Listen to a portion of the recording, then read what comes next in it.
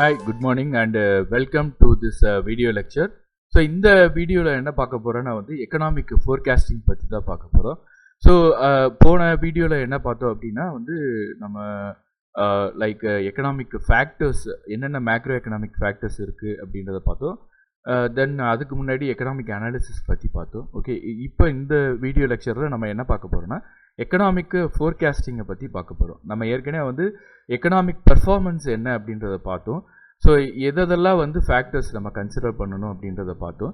இப்போ என்ன பண்ண போகிறோம் அப்படின்னா இந்த நம்ம பார்த்த ஃபேக்டர்ஸ் எல்லாம் ஃபோர்காஸ்ட் பண்ண போகிறோம். ஃபோர்காஸ்ட் அப்படின்றது பாஸ்ட் டேட்டாவை வச்சு சில டூல்ஸை யூஸ் பண்ணி, ஸ்டாட்டிஸ்டிக்கல் டூல்ஸை யூஸ் பண்ணி நம்ம ஃபோர்காஸ்ட் பண்ண போகிறோம். யூஸ்வலாக இந்த எக்கனாமிக் ஃபோர்காஸ்ட்டை பொறுத்த வரைக்கும் ஷார்ட் டேர்ம் பீரியடில் ஃபஸ்ட்டு கேரி அவுட் பண்ணலாம். 1, 2, 3 ஃபஸ்ட்டு 3 இயர்ஸ்க்கு நம்ம கேரி அவுட் பண்ணலாம். இல்லைன்னா இன்டர்மீடியட் டேர்ம் 3 to 5 இயர்க்கு கேரி அவுட் பண்ணலாம்.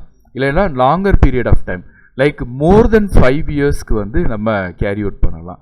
ஸோ இன்வெஸ்டர்ஸை பொறுத்த வரைக்கும் எப்பயுமே ஷார்ட் டேர்ம் ப்ரெடிக்ஷனை தான் ப்ரிஃபர் பண்ணுவாங்க.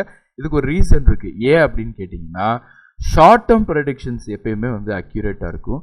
ஏன்னா ஹிஸ்டாரிக்கல் டேட்டாவை வச்சு நம்ம ப்ரெடிக்ட் பண்ணும்போது நியர் ப்ரெடிக்ஷன் ரொம்ப அக்யூரேட்டாக இருக்கும்.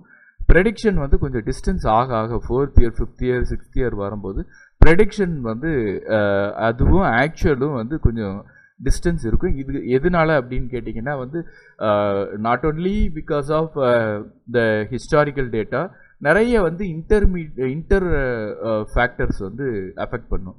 லைக் அதுக்கு நடுவுலேயே சில முக்கியமான ஈவெண்ட்ஸ் நடக்கும். அதனால மேபி ப்ரெடிக்ஷனுக்கு அப்சைட்லேயும் போகலாம், இல்லைன்னா ப்ரெடிக்ஷனுக்கு டவுன் சைட்லேயும் போகலாம். ஸோ அதனால் அதனால தான் இன்வெஸ்டர்ஸ் என்ன பண்ணுவாங்கன்னா ஷார்ட் டேர்ம் 3 இயர்ஸ்க்கு என்ன அப்படின்ற ப்ரெடிக்ஷனை அதிகமாக ப்ரிஃபர் பண்ணுறாங்க. ஸோ இப்போ நம்ம முன்னாடி பார்த்த எக்கனாமிக் ஃபேக்டர்ஸை அஃபெக்ட் பண்ணுற ஃபேக்டர்ஸோட சேர்த்து ஒரு கம்பெனியோட ப்ராஃபிட்டு, இன்வெஸ்டர்ஸோட ஆட்டிடியூட் எப்படி இருக்குது, எப்படி ஒரு கம்பெனியை பற்றி அவங்களோட ஆட்டிடியூட் இருக்குது, தென் ஷேர் ப்ரைஸ் எப்படி இருக்குது, இதெல்லாம் ஒரு ஃபேக்டர்ஸ் அஃபெக்ட் பண்ணும். தென்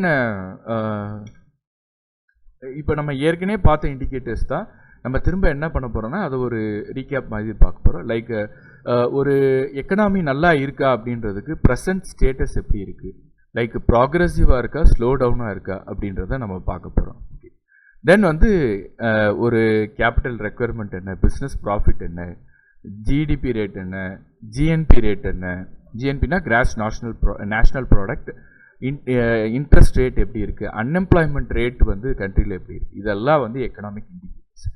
ஸோ இப்போ இந்த இண்டிகேட்டர்ஸை நம்ம என்ன பண்ண போகிறோம்னா 3 டைப் ஆஃப் இண்டிகேட்டராக நம்ம கிளாஸிஃபை பண்ண போகிறோம். இது என்ன இண்டிகேட்டர் அப்படின்றதையும் சொல்கிறேன். லீடிங் இண்டிகேட்டர் அப்படின்னா சில இண்டிகேட்டர்ஸ் என்ன ஆகும்னா நமக்கு ஒரு சம்திங் இங்கே நடக்க போகுது அப்படின்னா இந்த இண்டிகேட்டர் இங்கேயே டவுன் ஆக ஆரம்பிச்சிடும். அப்படின்னா என்ன அர்த்தம்னா இந்த இடத்துல நடக்க போகிற ஈவெண்ட்டை இங்கே இண்டிகேட் பண்ணும். ஸோ அதுதான் ஃப்யூச்சரை இப்போவே நமக்கு இண்டிகேட் பண்ணுறது தான் லீடிங் இண்டிகேட்டர் அப்படின்னு சொல்லுவோம். லைக் அதுக்கு நிறைய எக்ஸாம்பிள்ஸ் இருக்குது. இப்போ மேபி ஃபார் எக்ஸாம்பிள் இம்மீடியட்டாக உடனே அது ஒரு ப்ராப்ளம் வர்றதுக்கு முன்னாடியே நமக்கு ஃபோர்காஸ்ட் பண்ணி சொல்கிற ஒரு இண்டிகேட்டர் என்ன அப்படின்னு பார்த்தீங்கன்னா அன்எம்ப்ளாய்மெண்ட் ரேட்டு கம்மியாகி கொஞ்சம் டைம்லேயே ரொம்ப டிக்ளைன் ஆகுதுனாலே அது அப்படியே ஏதோ ஒரு பெரிய கான்சிக்வன்ஸுக்கு அப்படின்னு தான் சொல்லலாம். அடுத்த இண்டிகேட்டர் என்னென்னா கோஇன்சிடென்டல் இண்டிகேட்டர்.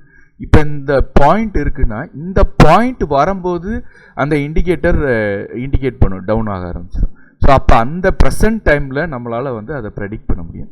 இந்த மாதிரி இண்டிகேட்டர்ஸ் கோஇன்சிடென்டல் இண்டிகேட்டர்ஸ். இதை நம்ம இந்த ஜிடிபி இதெல்லாம் இந்த கோஇன்சிடென்டல் இண்டிகேட்டர்ஸில் கொண்டு வரலாம். அடுத்து இன்னொரு சில இண்டிகேட்டர்ஸ் இருக்குது. இதெல்லாம் லேகிங் இண்டிகேட்டர்ஸ் அப்படின்றது அந்த ஈவெண்ட் நடந்து முடிஞ்சு அதுக்கப்புறம் தான் அந்த இண்டிகேஷன்ஸ் காமிக்கும். ஸோ இதுவும் நமக்கு யூஸ்ஃபுல்லான ஒரு இதுதான். 3 இண்டிகேட்டர்ஸ்க்குமே நமக்கு ரொம்ப ரொம்ப யூஸ்ஃபுல்லாக, எதுவுமே ஒன்றுக்கு ஒன்று கம்மின்னு சொல்ல முடியாது. லேகிங் இண்டிகேட்டரை வச்சும் நம்ம இன்னும் ஃபர்தராக ஃபாலோ ஆகுதா அப்படின்ற நிறைய விஷயத்த நம்மளால் தெரிஞ்சுக்க முடியும். லைக் இதுக்கு நிறைய இதை மாதிரி இண்டிகேட்டர்ஸ் இருக்குது. ஸோ அதை வச்சு யூஸ் பண்ணி அப்ளை பண்ணும்போது நமக்கு அது கரெக்டாக நமக்கு தெரிஞ்சிடும். ஓகே, எக்கனாமி மேலே போகுது, இல்லை ப்ராக்ரஸ் ஆகுது, இல்லை ஸ்லோ டவுன் ஆகுது அப்படின்னு. அது மட்டும் இல்லாமல் இந்த எக்கனாமிக் இண்டிகேட்டர்ஸ்லாம் சில க்ரைட்டீரியாஸ் வச்சு தான் நம்ம செலக்ட் பண்ணுறோம். ஒன்று வந்து எக்கனாமிக் சிக்னிஃபிகன்ஸ், அந்த ஃபேக்டர் எந்த அளவுக்கு எக்கனாமியை அஃபெக்ட் பண்ணும். இப்போ இன்ஃப்ளேஷன் ரேட்டை விட ஜிடிபி ஜிஎன்பி ரேட்டு தான் வந்து அதிகமாக அஃபெக்ட் பண்ணும். ஏன்னா அதுதான் ப்ரொடக்ஷன், கண்ட்ரியோட ப்ரொடக்ஷனை வந்து டைரெக்டாக நம்ம வந்து மெஷர் பண்ணுறோம்.